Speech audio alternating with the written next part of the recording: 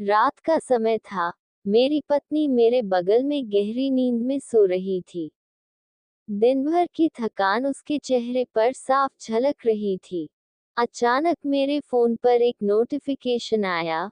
किसी महिला ने मुझे सोशल मीडिया पर जुड़ने के लिए अनुरोध भेजा था। मैंने भी बिना ज्यादा सोचे, मैंने उस अनुरोध को स्वीकार कर लिया और एक सामान्य संदेश भेजा, क्या हम एक दूसरे को जानते हैं?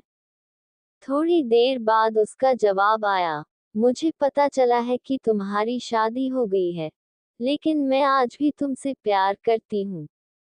वह एक पुरानी दोस्त थी, जो कई साल पहले मेरे जीवन का हिस्सा रह चुकी थी। उसकी प्रोफाइल फोटो में वह बेहद आकर्षक लग रही थी। मैं एक पल के लिए रुका और फिर चैट बंद कर दी।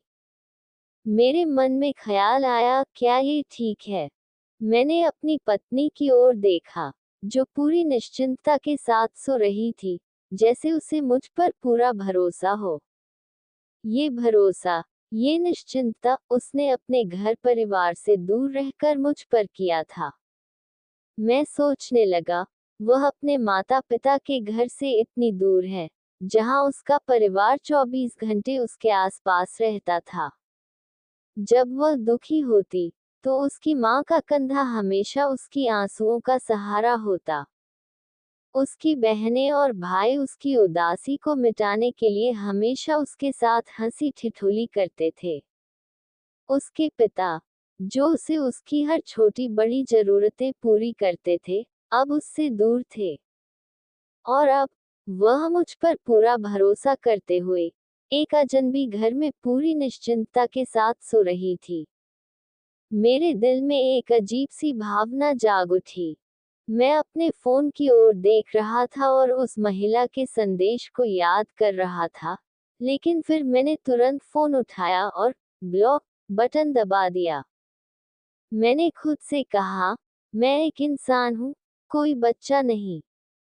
मैंने अपनी पत्नी से वफादारी की शपथ ली है, और मैं उसे निभाऊंगा।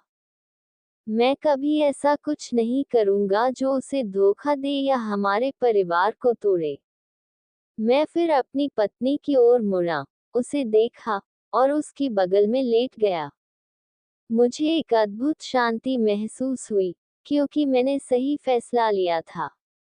मैंने अपने भीतर उस व्यक्ति को खोज लिया था, जो न सिर्फ एक अच्छा पति है, बल्कि एक मजबूत इंसान भी है, जो अपने रिश्ते और वफादारी की कीमत जानता है।